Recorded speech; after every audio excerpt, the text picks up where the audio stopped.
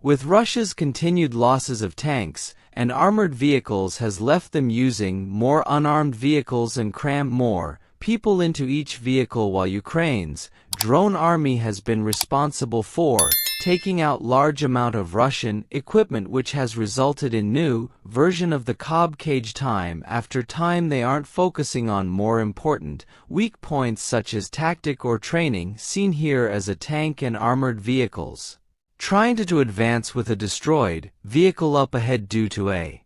mine, whereas there's one mine there's always more, most commonly next by the vehicle already destroyed, which Russia's new tank seems to ignore, with the tank hitting the mine next by a total of 9 infantries coming out from the tank, which usually holds 3 crew, resulting in another lost Russian tank, leaving one